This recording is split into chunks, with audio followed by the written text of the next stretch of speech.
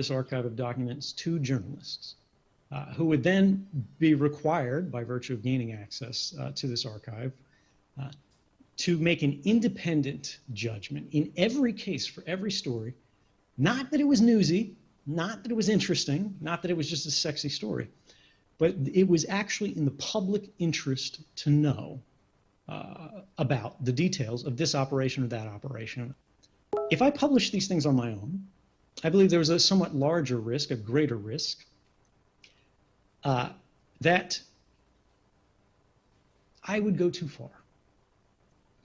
And so because of this, I chose instead to replicate the system of checks and balances in our government that had unfortunately failed over time, to try to restore that balance. And the way that I wanted to check myself was to instead provide this archive of documents to journalists.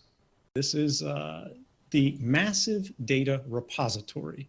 The NSA constructed this in Bluffdale, Arizona. It's since been renamed to the Mission Data Repository, because I think they presumed that Massive Data Repository probably wasn't the best branding anymore in the wake of the things we learned in 2013.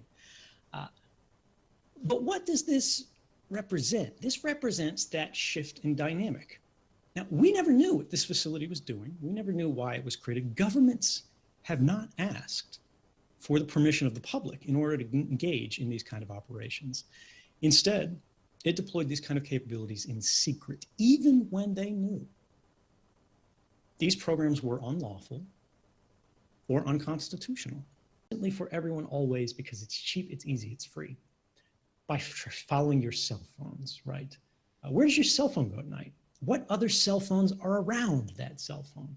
The laptop that you're using, right? What networks does it connect to? Every network adapter, right? Whether it's the Wi-Fi card, whether it's the Ethernet port, whether it's the radio in your phone, has what's called a UUID or a GUID, universally unique identifier or globally unique identifier, right?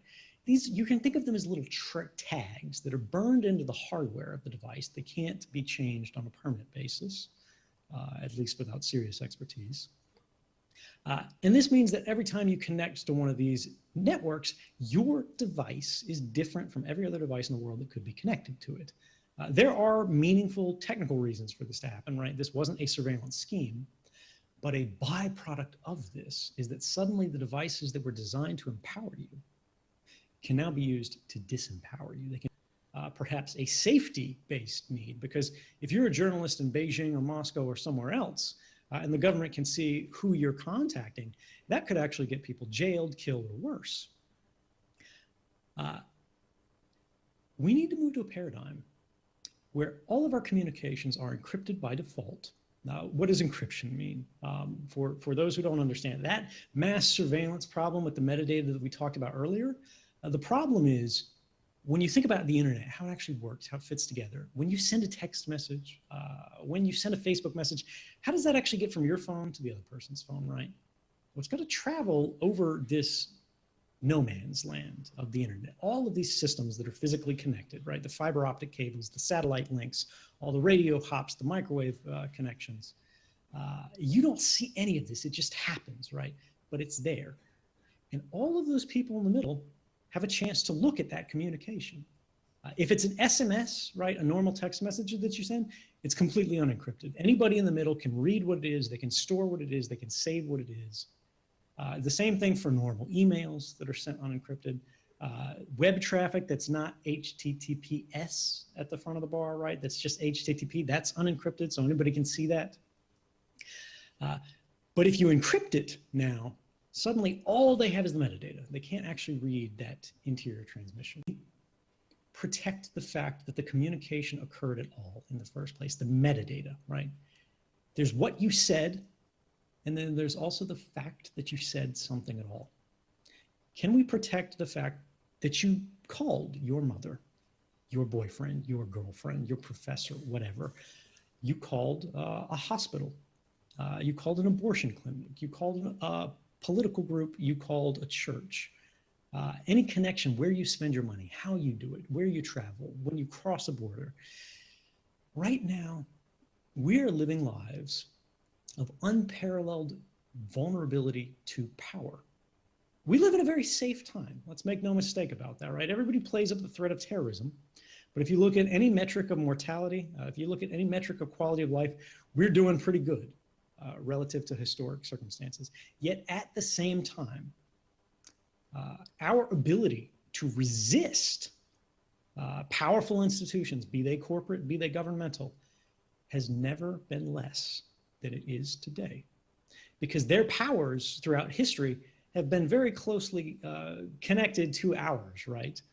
When people only had muskets, the government had to be pretty careful. When people only had horses, there was only so much they could do. When you have one side that has the largest surveillance machine that has ever been completed on a global basis in the history of humanity, and they have the exclusive use of it, and we, on the other hand, have smartphones that are saying everywhere we go all the time, every purchase we make, every website we visit, we need to think about what that means. It means we are creating permanent records of our daily activities that could be used for purposes that we will never know and have no say in. We have an obligation and we have a right to change the game and say, yes, if governments, if courts want to monitor criminals, they can do so. They can go to a judge. They can say, this is the evidence that we need to monitor this individual. But the days where they could monitor everyone, everywhere, all the time, simply what the government calls by means of bulk collection, which is the government euphemism for mass surveillance. They say, we just want to collect everything and store it in case we want to search it later. Those days are numbered.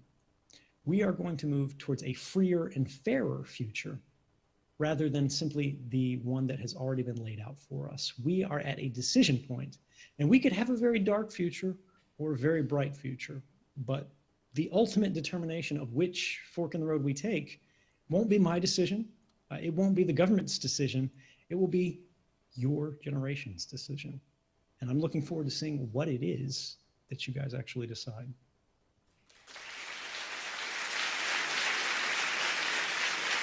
This collection that's happening with everyone, and no court needs to be involved because, again, they say you don't own these records. Facebook owns these records. The cell phone company owns this record of where your cell phone went, not you, right? So they can do whatever they want with it. They can hand it to the government voluntarily. They can provide it in response to a subpoena or a court order, which is not so objectionable, right? Companies can turn over things if the court says we have probable cause to believe this person's a criminal. But what if they do it for everyone all the time, everywhere? What if the government cuts out the middleman and starts doing it themselves by tapping the cross-border fiber optic communications that connect, for example, Canada to the United States or other countries? Well, the problem is the internet doesn't live in Canada, right? The internet lives all over the world. So the minute your communications go to Facebook or Google or Yahoo or anything like this, any major service that anybody's using, you go to iTunes, that's creating a record that these people now didn't have to go to court to have on you.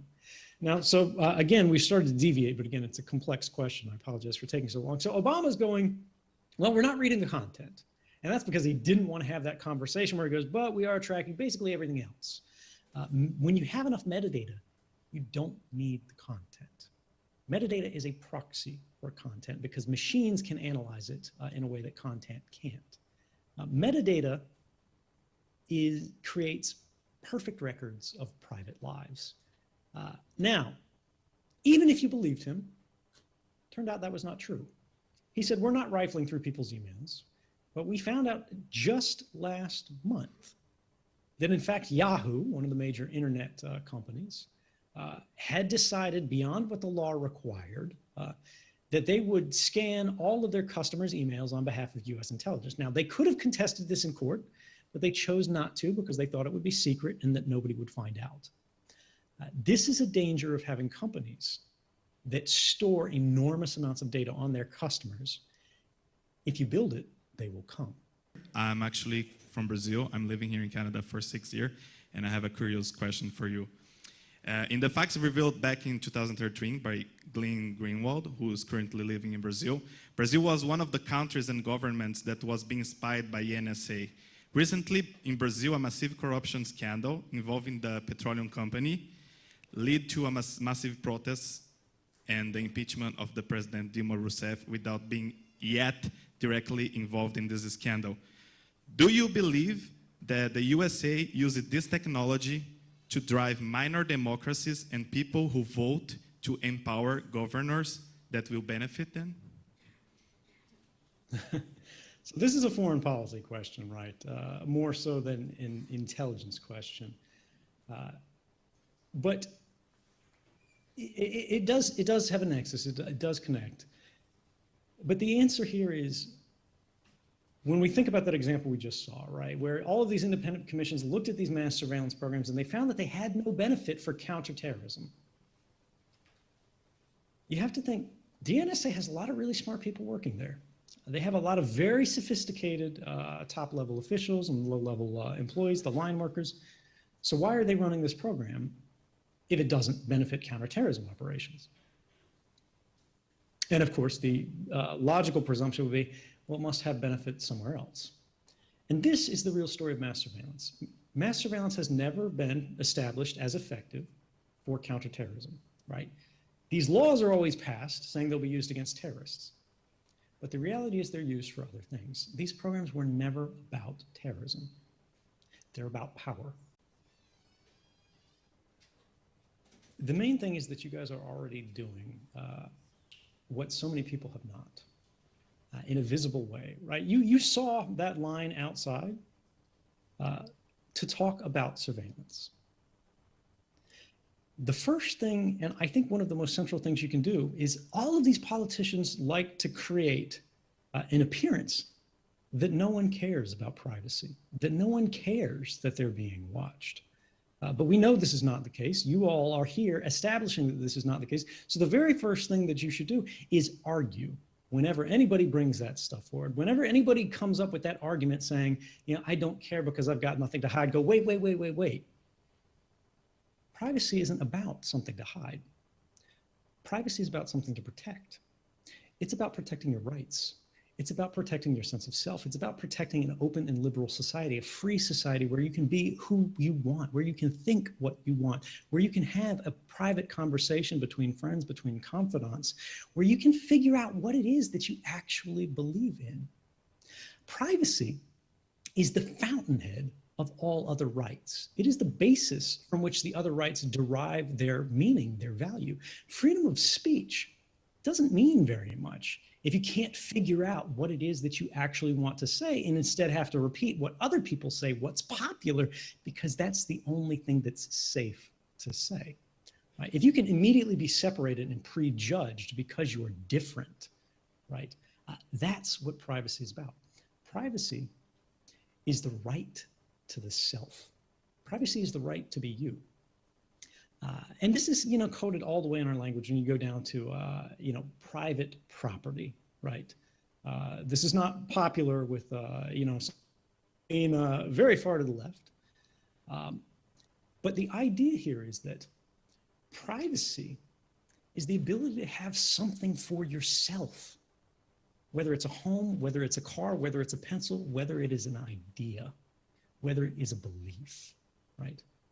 So when somebody says, I don't care about privacy because I've got nothing to hide, that's like saying that I don't care about free speech because I have nothing to say. It's not about you. It's about everyone. It's about all of us. It's about potential. It's about possibility. It's about the foundation of everything that we believe in, that so many people have fought and died for. And if you are not willing to stand up for your own right to be you, why do you care about what happens? All you're saying is that I'm willing to let everyone else decide everything that affects my life. I'm willing to let other people decide my future because I don't have any ideas of my own.